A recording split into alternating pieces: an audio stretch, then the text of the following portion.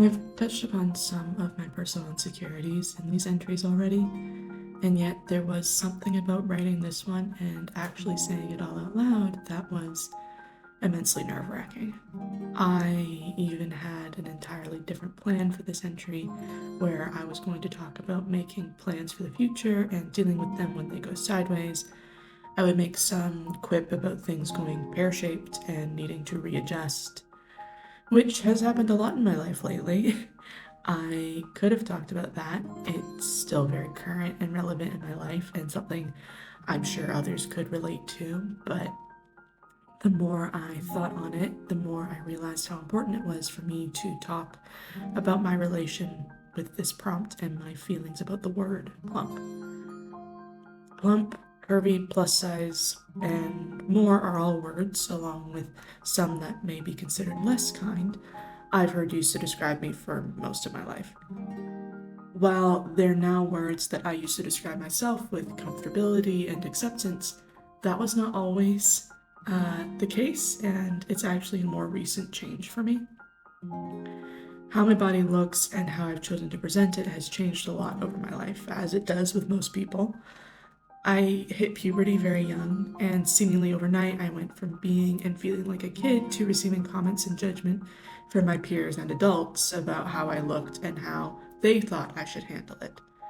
I was lucky to have very supportive friends my age, but I knew they were going through the same thing I was.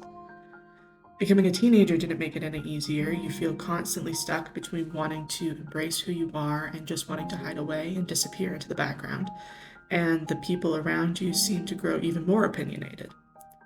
The last 2 years of high school were when I was at my thinnest, and shortly after starting university is when I began to put on more weight, which is a very normal thing for most people, but I was ashamed by it.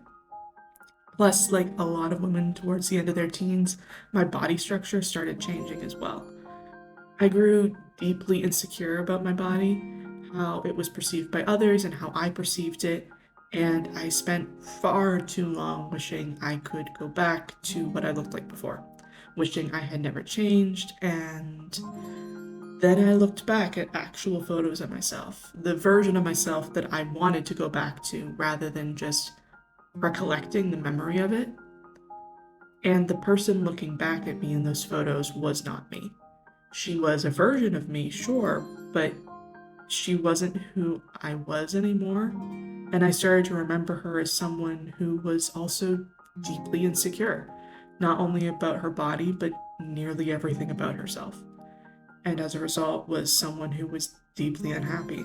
I remembered how I actually felt back then, not how I thought I should look by comparison. I realized I couldn't remember a time where I was fully happy with how I looked.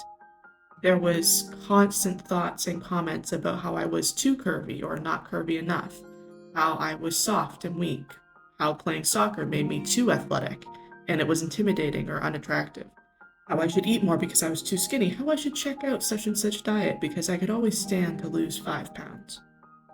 No matter what my weight was, it was always a battle of just 5 more pounds, and then I'd be happy. Then I'd be perfect.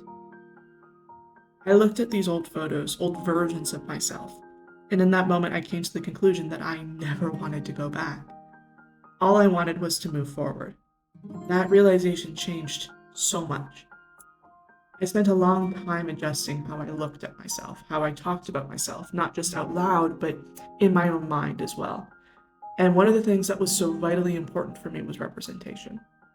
Seeing people who were like me being confident in how they looked and pointing out the things that they loved about themselves was beautiful and inspiring.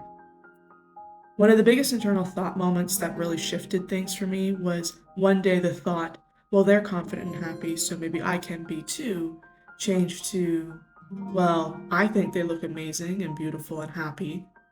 So why do I like how I look when I see it on someone else, but not when it's me?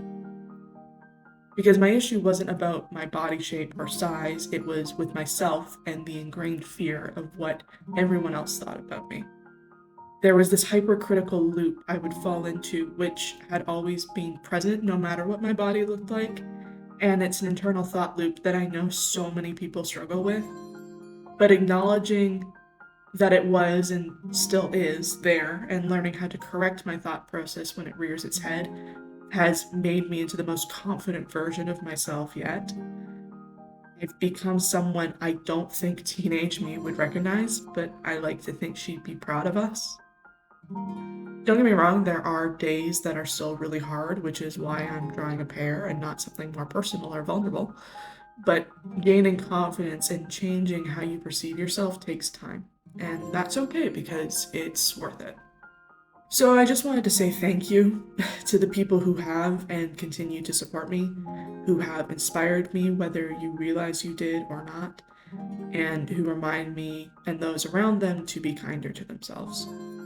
And if you feel like you can relate to what I've been talking about, please know that you are beautiful. Thank yourself for keeping you happy, healthy, and alive. And be kinder to yourself because, above all else, you deserve kindness.